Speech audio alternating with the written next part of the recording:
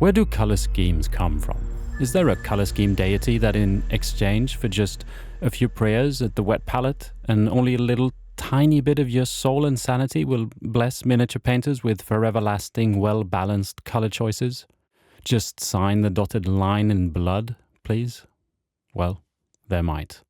Unfortunately, I haven't managed to make initial contact yet. Wrong prayer book, perhaps.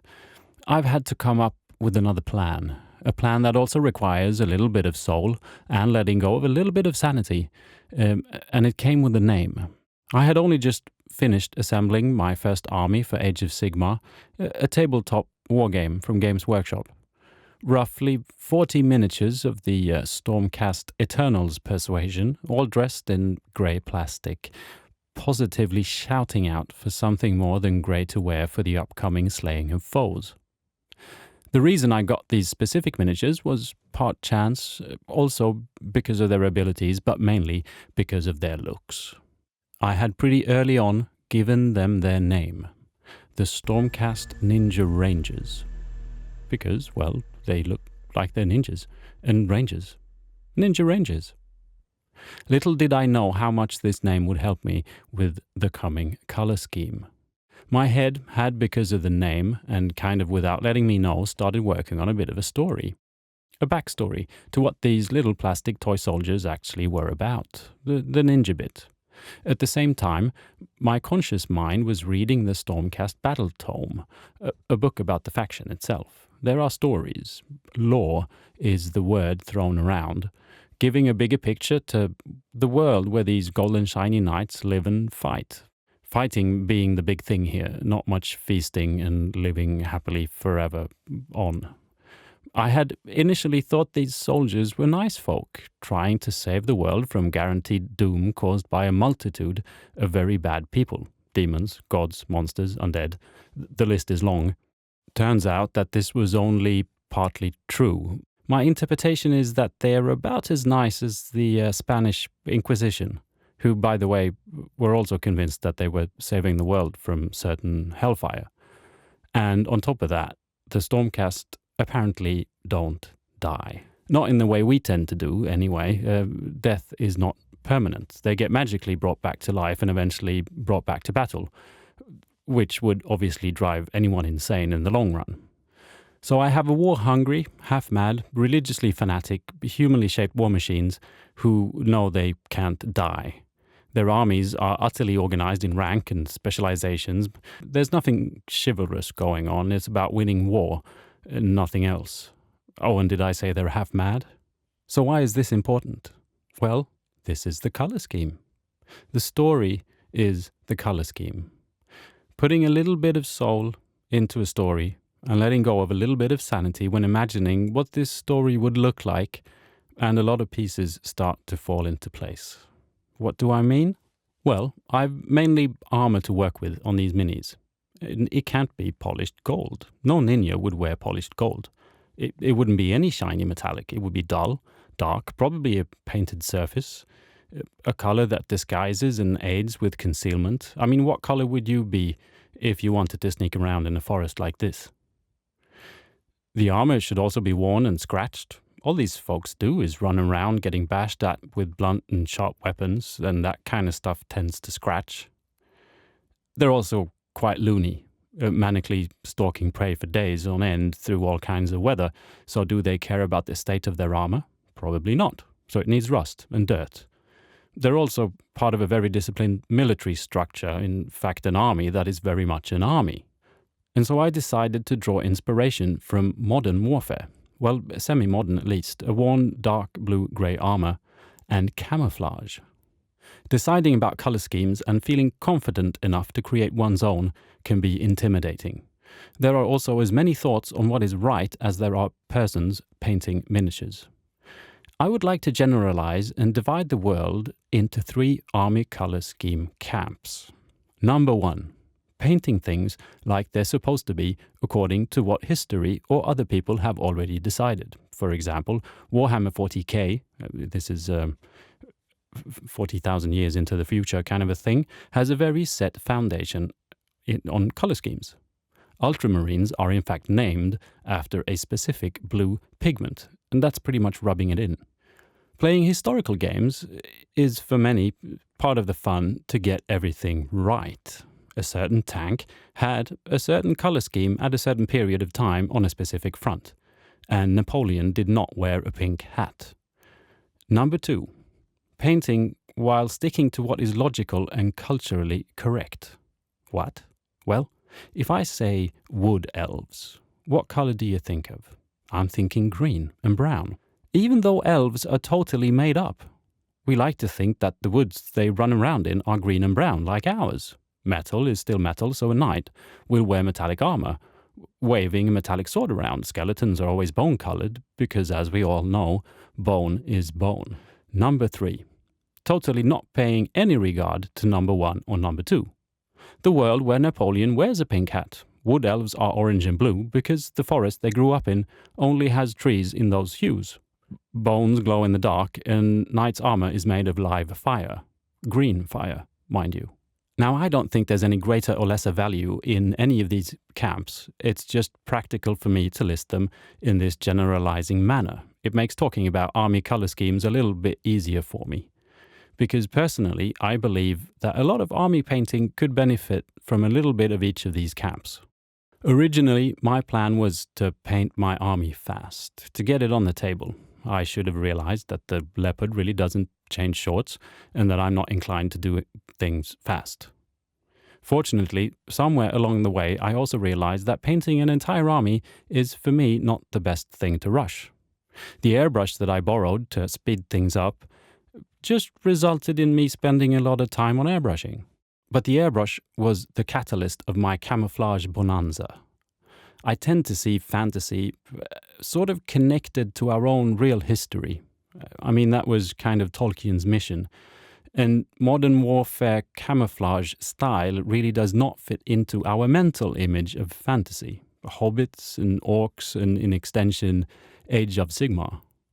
So I thought, if I paint the minis, sort of like they were Second World War soldiers, I'm actually not really coming up with an original color scheme. I'm just putting the wrong one on.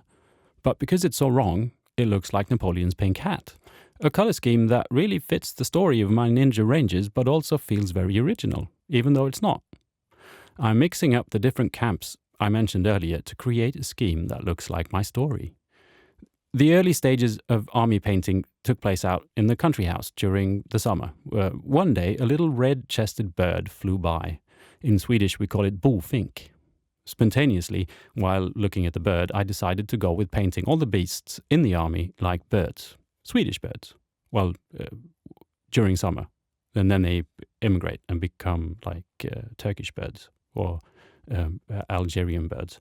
Anyway, not fantasy-colored teal, purple, turquoise beasts, but simple, real-life inspired, chirping beasts. Looking in a bird book, I realized how I could never have made these kind of things up on my own. Birds have a lot of weird black and white things going on. 2 colors I tend to stay away from. I picked birds that had some brightish color on them, apart from the black and the white and the brown, and tried to follow the general feel of the bird's coloring without getting too specific on details. My soldiers can camouflage themselves all they want, but beasts tend to be the way nature intended. It looks kind of fun with a dull soldier on a sometimes very noticeable beast, but it also looks kind of right that the two are not always in perfect tonal match. I also went with a similar non-tonal correct approach to fur cloaks that a lot of my soldiers wear, doing a few different batches of different style fur. Fur from both Camp Number 2, that would be the brown, and Camp 3. Who am I to say that there are no purplish beasts in the universe where these soldiers walk the earth? I started to play games with my army, even though I had not finished painting it. That was the best thing I've done in regards to my army color scheme. For one thing, I realized I needed some more minis. It's a common thing among us wargamers and miniature painters, and is luckily not all that difficult to remedy. I also realized that most of my army on the table, well, I get to see mainly the top and the back of them from about a meter's distance, was a sort of sea of blue-grey armor. Fur cloaks aside and birds aside, I was about to make the same mistake as I've done in the past and paint the entire army the same. I decided to drop the recipe book and paint all new miniatures in different styles and to bring in more camouflage. Painting fantasy camouflage is great fun. There are no rules. Well, there are no rules anyway, but you get my point. I really used the power of the airbrush for this. The ballista got simple, modern, war-inspired camouflage by using blue tack for masking, transforming it into some kind of anti-aircraft gun machine. On some of the new sniper troops, I cut up pieces of something called photo-etched plates, using them as stencils, leaving me with a great hexagon-shaped camouflage. This is a technique I would like to develop further, and I would like to use thinner sheets than these 1mm ones anyway. On some of the machine crossbow bolt soldiers, they basically got machine guns. Long gone are the days of simple bow and arrow. I used a very thin rope that comes wrapped around the packets of the fancy tea I drink, wrapping it around the mini instead as a blocker for the next layer of paint. This was also a great way of getting a half-controlled, half-random style of camouflage. With all these techniques, I airbrushed several layers of paint, usually 3 or 4, of lighter and lighter shades, dusting it like I would with a Zenithal Prime, always trying to get a sense of depth to the miniature. I also added some regular troops to the army, non-ninja troops. These soldiers don't get to qualify for ninja school because of the very non-ninja layers of capes and skirts. Originally from the Soul Wars box, which is the starter kit for Age of Sigmar, or was, and they were already painted in a different scheme. I decided to strip them. Stripping minis is a painter's and army schemer's best friend. If you don't like what you see, you can always strip and start again. Also, this is why I like gluing my minis together using plastic cement, because then I don't at least have to glue the minis back together after stripping them. Anyway, these troops are basically cannon fodder. So that means they've died a lot of times and got resurrected a lot of times. Therefore, they are real loony. Glowing eyes kind of loony. And this is an homage to camp number 1. Painting things like they should be. According to Games Workshop official Stormcast lore, the magic that resurrects these soldiers can, after a few deaths and rebirths, accumulate in their body and sort of leak out through the eyes. I also went at them pretty heavily with a sharp knife, demolishing shields and stuff like that, giving them a more somber Black Knight scheme that puts them apart from the ninja forces but still part of the same world. I also painted up a definitely non-ninja flying dude in gold. Well, mustard non-metallic metal.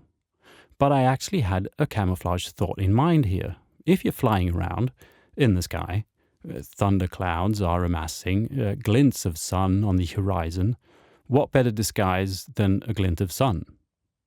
Sometimes even gold armor and sky blue wings can be a form of disguise.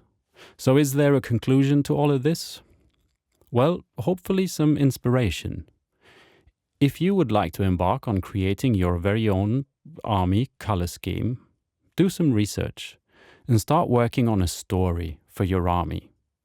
Look at other painted miniatures, paintings, pictures, animals, machines, plants, insects. Read stuff. The inspiration from the things around us, together with the story growing in your head, will help. Choosing a bottle of paint will not feel as random. It will feel either right or wrong.